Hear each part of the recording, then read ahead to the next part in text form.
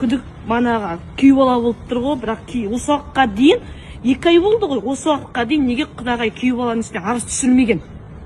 Жоқ деп. Жоқ. Неге түсірмейді? Біз еще айтып кеттік. Арыз неге түсірмей отырсыздар деп айтып кеттік. Түсірем ғой деді. Әлі күнге дейін түсірілмеген арыз. Ана мана күй балаға да іздеу салсын, не түсірсін, қызбен екеуі бірдей қайда кетіп қалды. Бірақ та кеше Қақтер атыраудың бойынша жеңгемнің банкоматын пайдаланып жүр деген сыбыс естіп жатырмыз. Жеңгемнің бүткіл документтің манаға не банкоматтың бәрі күй баланың қолында деген сыбыс естіп жатырмыз. Сосын қаяқты мана бір жақтарда күй бала жеңгем банкоматымен ақша түсірген дейді. Наурыздың нөмірі мана Өзбекстанға дейін келген. Өзбекстаннан кейін уже Наурыздың нөмірі шықпай алған. Өз бала 2 жыл болды деп намазын қойып кетті деді ғой. Олар жоқ деп мені тіпті адам қылып өрмей өздерінің яғни финансировать етті, бірақ ар жағында өздерінің мүддесі тұрды.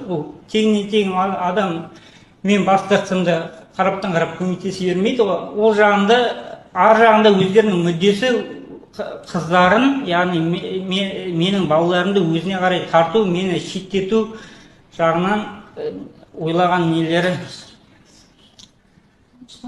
шектенсіз қаржыландырды, шектенсіз көмектесті, шектенсіз араласты. Бәріне көндім, шыдадым, ол кезде үндеген жоқ. Сөйтіп жайлы уақыт өте тек өшпенділік жинала бер. Сол Құдайдың қалауымен 2024 жылға үйім пневмония болды.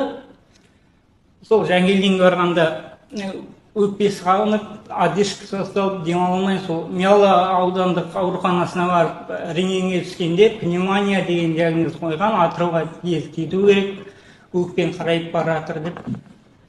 Сол кезде ең алғашқы әйелім өзі кетті. Сол кезде ең алғашқы өте қатты кикілжің болды олардың ата-анасы мен менің тарапымнан.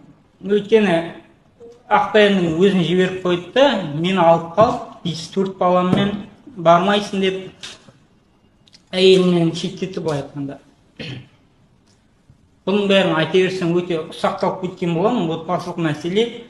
Бірақ сот сөзді дұрыс түсіну үшін сіз жалпы сөзбен емес, маған шектен тыс қысым көрсетті, шектен тыс мені былай істеді, маған былай айтты деген сөздерді жалпылай емес, нақтысын айтшы, сізге қандай сөздер айтылшы, қандай сөздер айтылды,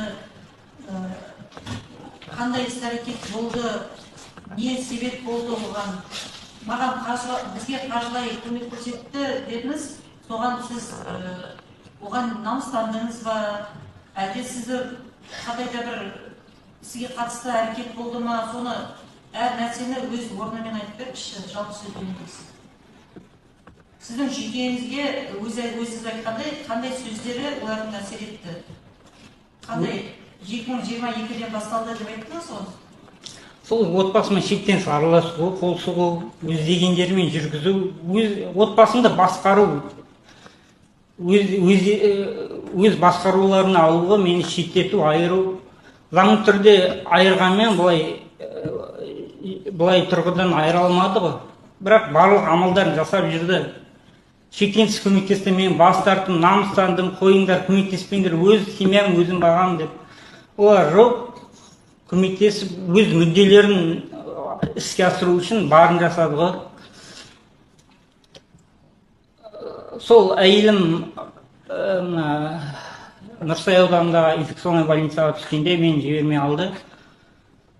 Сол кезде 2024 жыл 17 августте түскен, түнгі 12-де облыстық ауруханаға ауыстырған, яғни пневмония диагноз емес, аптез деген диагноз қойған, яғни өкпенің қараюы емес, яғни кеудесіне ірің жиналған деген диагноз КТ-ға түсіргенде басқаша шарт берген. Сол кезде түнгі 12-де маған врач соқты, әйелің қазір операцияға кіреді, сен керексің, қолхат керек, әйелінің аяғы ауыр, балаңа да, сенің әйеліңе де кепілдік бермейміз, қазір операция күрделі болады деп. яғни мен сол кезде барам дегенде әкесі, яғни әкесі де қайнағам да